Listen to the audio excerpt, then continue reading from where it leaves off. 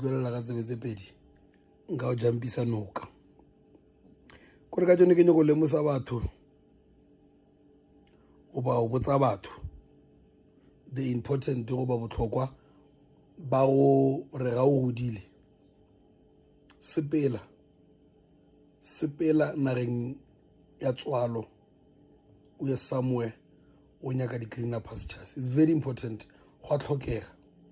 Ke ka mo le Bible e bolela ere moprofeta a nke a celebrate-wa nageng ya gabo ra boa ra ijikela ka mo polelong e bolediwang metlha le mabaka gore lesogana le le sa eteleng le tla feleletsa le nyala kgaetšedi. Polelo tse di a bolela and di bolela taba engwe serious. Wa bona o godile o le motho wa mme kapo o le motho wa ntate, move lefatsheng la geno, shift lefatsheng la geno ka nnete o nyaka mafulo a matala, because sometimes le palla go wina ka baka la mo le leng gona.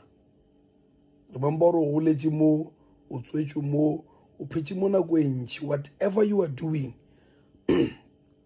it won't be recognized goba batho ba ka se bone e le ntho important ka gore batho ba tseba background ya gago ba o tseba ebile ba o tsebela. So a se gantši o kare ga o etsa anything batho ba lefase leo tswetšeng go lona ba o utlwelele ebile ba o utlwe ebile ba company strangers tlhaese le kae se ba fepolelo ba tlo e tshwara ka pele. So go important a ke nyaka go tsena too much ka marana mara tseba gore go important gore o move o ya dinageng tše dingwe ke mo o tla kgona go khumana dilo tša gago tšeo ka ba wa di llela gore go a tlhokega gore ga o le motho o change location ya go sotse o godile. E try o ba se ba e tryile ba tla commenta ba tla bolela ba tla tlalletša polelo ke e bolelang. Moprofeta a retiwe lefatsheng la gabo,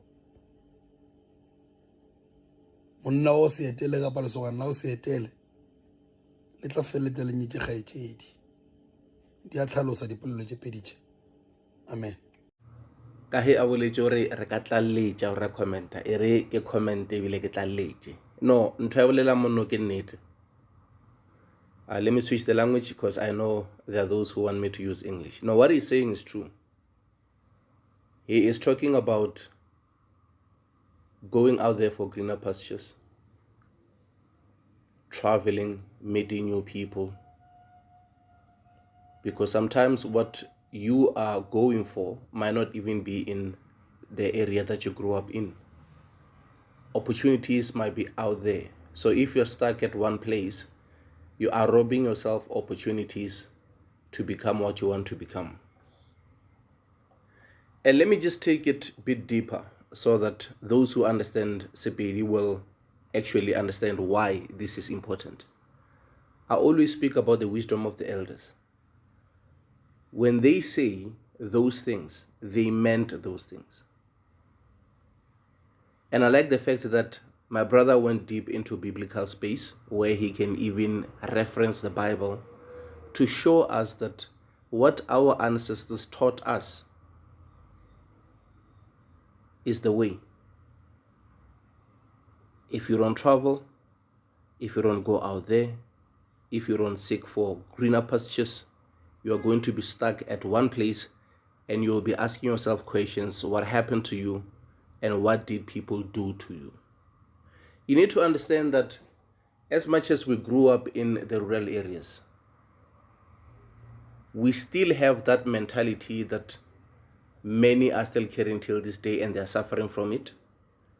The fact that their mothers are buried in that land, the fact that their grandmothers are buried at that land, the fact that their great-grandparents, relocated to that land, they feel like they are entitled, or they feel like they are forced to also start their families there. And sometimes it's a wrong move simply because of you are going to be fighting your grandparents' enemies. They are still in that same territory.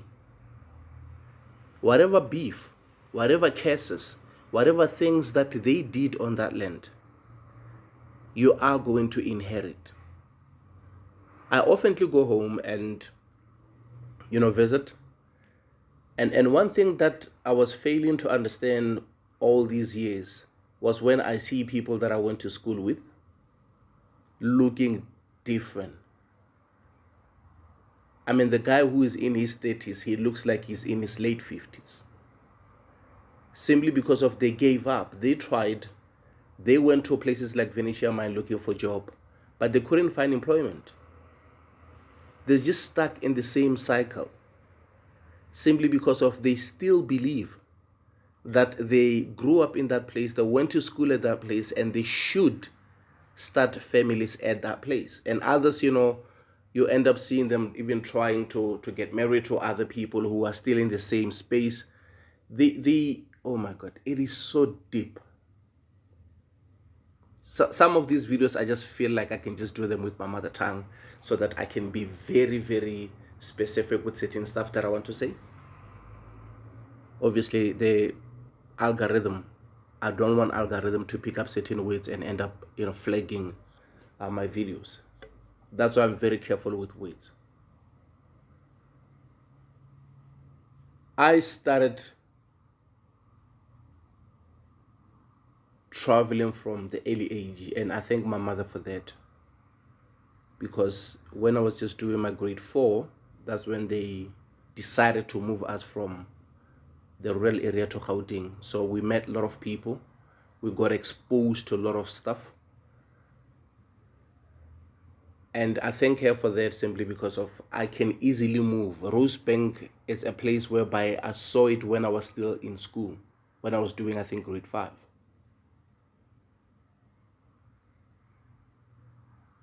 That's when I was introduced to this place. Today, I can call it my home simply because of my grandfather and my grandmom used to work here. So I was exposed to this place, and I saw how white people lived, and I saw how other black people lived who their parents were owning properties around here. I went to the zone.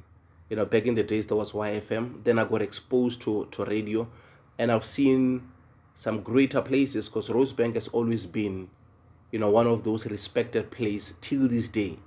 You will see people who come from overseas, if they arrive in South Africa, they always go to Sandton and Rosebank. They still hold this place as one of the best places in South Africa. So the more you travel is the more you meet people, and the more you meet people is the more you will have conversation with people, and you're going to learn a lot of stuff, and you're going to get exposed to a lot of ideas and people who think different than the way you think. People who were exposed to different things from wherever they're from. You meet somebody who's from that side of Venda. You've never been that side, but that person is raised differently than the way you were raised. They don't have that scarcity, mentality. They don't have that fear mentality that other people do have. I met this other gentleman who is Zulu, and we just met. He's staying at Melrose Estate because his mom is working, this side. So he's one of those, young guys who grew up, under the leadership of white people. And they decided to take him to varsity, and he did well at varsity. So he was looking for employment. So he was asking me, bruh, how can I get a job at your company? And I gave him information. And in that way, we became friends. And I remember one day when me and him, we were talking, he started telling me about, how great I am. It's like, bruh, I've watched your videos, man. You are awesome. I just don't know why you're still working as a security officer, because he ended up, getting a job here at Rosebank. He's running a shop, great shop, and he was telling me about the business of Hubley. Before the Hubley can become a thing, he was already into that, simply because of he was in a business venture with a white person. So that white dude, he was like saying, don't worry about fundings, I got money. So if you think it's a great business, let's go. And they were tapping into that business. And he was also telling me that, they also planning to go to this business of selling namaya tlhogo, whereby they can sell food at the taxi ranks and make money from that. And that white man was willing to support him financially. So he was talking to me, and he was saying the difference between you and me is that I am born in a family whereby everything has always been there, and we were encouraged to go all out. And even if things go wrong, I know that mom is there to protect me. Mom is there to save me. And I got family who can go all out for me. So if I have a business idea and it will cost me 40,000, without hesitation, I'll put in that 40,000 all in and go for that business. Even if it fails, I know that I will still be okay. It's just a failed business. But on your side, it's different. If you have a business which is 40,000, you contemplate, you think hard about it. You are checking the risk management, you are thinking hard about it, and you cannot just easily take that risk simply because of you have so many people who depend on you. You don't want to fail. That's the reason why you will have fear, because of you always have what if things don't go my way? What if things go wrong? So that is holding you back, my friend. And you have to let go of that. Simply because of if you don't get rid of that, you are not going to do greater things. Look at you. You wrote a novel, but you're not publishing it. You spoke about films that you want to publish. You haven't produced those films yet. They are still in your head. And we were having this type of conversation, me and that gentleman. And he was telling me that, bro, you have all that I need. I'm educated, but I'm telling you, I don't have that level of mentality that you have. All the things, all the gift that you have, I don't even have them. And I don't have responsibilities that you have, whereby if anything goes wrong, everybody will be blaming you. Everybody will be looking at you like, how could you make that move? It was a stupid move. On my side, it's just me. If anything goes wrong, I know that I have a backup. And we were just talking about all those type of stuff, and obviously he went deep and he referenced apartheid, and he was like saying, you guys, you're still carrying scars of apartheid. That's why you always overthink things. And he was saying, we are the born frees, man. We don't know nothing about the apartheid thing. We can easily go pound for pound with white people. We can go in business with them simply because of we don't carry the scars that you guys are carrying. And that led me to the other conversation that I had last week with this other gentleman at the fruit market. We were talking and he was telling me about how he always go to auctions with his father. His father is deep into livestock business, and he is into entertainment. And he was just complaining because he bought a car, but that car is giving him a lot of problems. So while we were busy talking, I started, talking about the things that I'm working on. Obviously, that's me. Any given time that I'm given to sell, I will always sell myself. So we started talking. And I remember when he said, bro, there is level to this shit. I thought I'm open-minded. But since I've been talking to you and listening to you, I'm like, bro, I am way, way behind. I am way, way behind. The guy started paying a lot of attention. The following day, when I passed there, the guy was like giving me a hand. And he said, bro, I went to your channel. I checked all your work, bro. You are amazing. And surprisingly, these guys, they were sitting in group, including the Uber Black guys who always park there. They were all watching my videos. And when I showed up, these guys, they're looking at me like I'm one of the smartest people they know. You see when people are excited when you arrive, and they were so happy to tell me that, bruh, we've been watching your videos. We've been watching your work. And that made me realize that the more you talk to people, the more you get exposed to people, is the more you get feedback from people, positive or negative. And speaking of feedback, my colleague, the gentleman who come from that side of Hamaskral, we were talking after he saw all my shooting targets, because remember, I've been doing all those 3 firearms. And I just told him, like, bro, I'm done. I just wanted to make sure that 2024, I'm done with those 3 firearms. Now I'm good. I'm just waiting for certificates. And now this is the plan B. I'm planning to tap into this other business, which is transportation business. And I remember when he was like saying, we cannot be the same, bro. You are gifted. This is your thing. Business is your thing. I'm watching your videos, online, and I can tell you are born with that. I have a different, mindset, and my biggest plan is to build. And we started talking about the building material, we started talking about the building process and stuff like that. But what made me, what is the word? I don't want to say humbled, because of already when you know that you're good with stuff and somebody just confirming it, it just make you realize that people are watching. Sometimes people cannot give you credit. Sometimes people cannot even tell you how great you are or you're good with stuff. But at the end, when they show up and they tell you that, bruh, this is your thing. We just know that this is your thing. They have no doubt that you're going to prosper into stuff that you're doing. Because, in many occasions, I remember there was this other video where, he saw me talking about specialty, because I went to get a day type of specialty, and he was like saying, bruh, me and my woman, we've been, going back and forth about this video, and I was telling her rather, that what you are talking about, it's a tea, it's a tower. And she was like saying, no, ke morogo, it's January, so tabo, get morogo, and they were going back and forth, and I had to give him some, so that when she see him, cooking that tea, she started understanding, oh, this is a tea, because she know nothing about it, and I just realized that many women, they don't even have any clue or any idea about their taba. So men who knows, they know. So when he was like telling me that, bruh, when I know, this is your thing, business is your thing, bruh, you know it like the back of your hand, you can easily sell anything, and I was like, okay, this is it.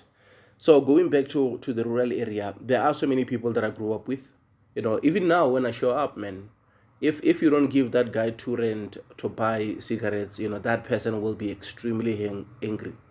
You will hear words like, bro, we grew up together, we used to go to school together, and they will even remind you some of the stuff that they did for you when you were still in primary.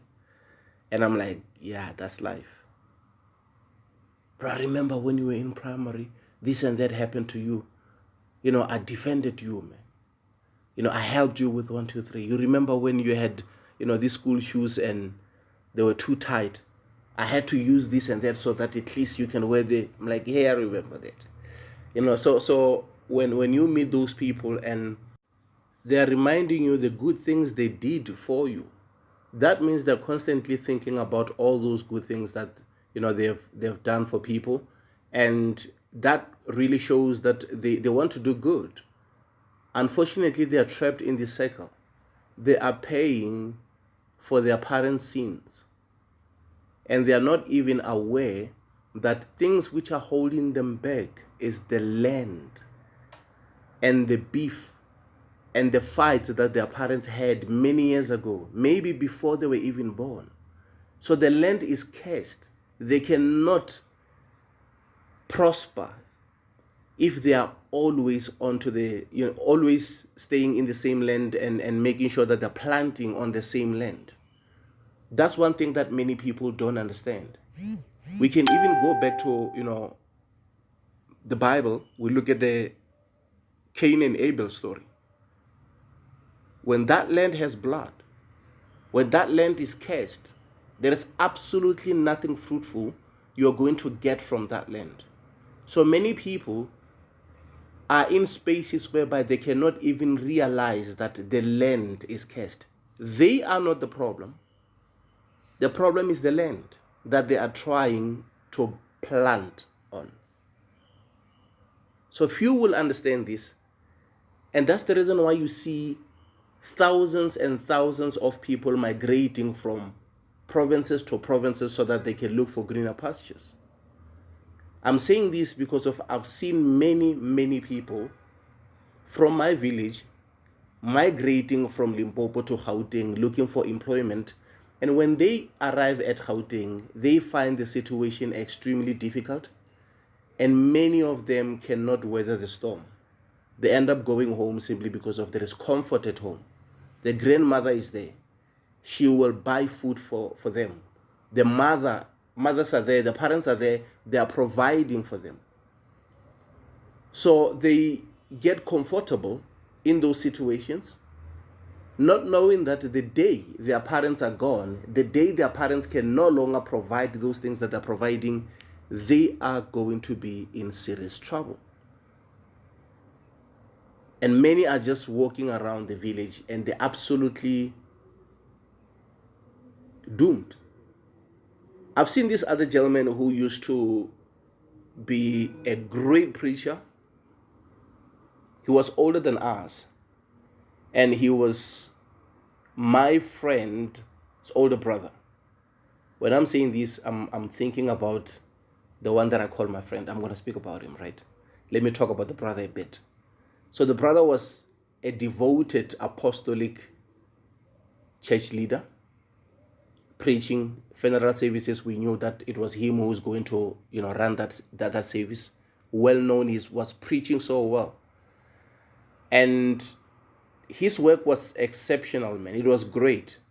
I don't know what happened to him. He tapped into alcohol, and that was the end of him. He still have the gift though, but he is always drunk, and they started, going to get him at the bottle store so that he can come and preach. But others felt like, you know what, we cannot always get somebody who's drunk to come in and be in charge of the service, because you will never predict what a person who's drunk can do, at your family funeral or whatever. So they stopped, booking him, and his situation became worse. I remember one day when I was there at home, he was cleaning people's yards so that he can get paid. In my home language, they're saying "Otlaulela mashele," and when others are just making a joke, they're like saying, "Guys, we are no longer farming. We don't have mashim. So now, because of they cannot go to those farms now to go and clean, now many start cleaning people's houses. Those who travel for months without going back home, obviously there will be some grass which is growing there, so obviously they'll need somebody who will come and clean. So that was the job that the gentleman was doing during that time. I don't know now because it's been a while. And because of his being in the same territory, same space, that's all he knows. Now you end up being the guy who is cleaning people's yards simply because of you don't know anything outside the village. And speaking of his younger brother, I remember when he was looking for a job, things were very difficult after he did his matric. I don't think he passed matric, or if he passed, he didn't pass well. He couldn't go to varsity, so he wanted to get a job. And during that time, I think Venetia Mine was hiring a lot. A lot of people were going to Venetia Mine, and he couldn't get a job, man. He did everything in his power to get a job, to get a call-up interview, but things were not on his side. I remember when he met this other gentleman who was from Zim, and he did some things for him so that he can eventually get the job. I remember when he was like saying, "Hey, brah, right now we're using chemicals. So chemically, it's a term for chemi. Chemi is a term for muti. Muti is a term for, so he ended up, mixing chemicals so that when he is keep on sending his CVs there, the one who is going to receive his CV will see him fit to get a job at Venetia Mine." And he got a job. He was so excited. I remember when he was praising Kemi. Oh my God, man, we have seen a lot in life, eh? We have seen a lot, Mabupilong. Sometimes we don't sit down and give ourselves credit. Sometimes we don't acknowledge the power of God, man, where he took us and where we are now. So when I'm like talking now, I'm going deep down the memory lane, because the gentleman end up, doing some incredible things, building a biggest house in the village, buying cars, having all these greater things. Even if when we see each other, he will shake my hand and he will start laughing. "Hey, Tibo," because he remembered that when he was going through that, I was, next to him. And I knew this guy all this time, but we were not friends. Until there was the other guy called Norman, we just call him Knox, who is from that side of Tembisa, who had a family member at the village who was helping people spiritually. So I became a friend with this guy, Knox, because of Knox was told that I grew up in Tembisa, because that time I was finishing my, I think it was grade 10 and 11 and doing my matric there at home. So I met him when I was doing grade 10 or grade 11. So he was told that, no, there is the other guy who is from Kasi, because they used to call him Ntwana Kasi, city boy. So he got closer to me, because when we were together, we would talk about different Kasis in Tembisa. And that's how we became friends, me and this guy called Knox. So Knox was a friend of this other gentleman that I'm speaking about, the one who ended up using Kemi.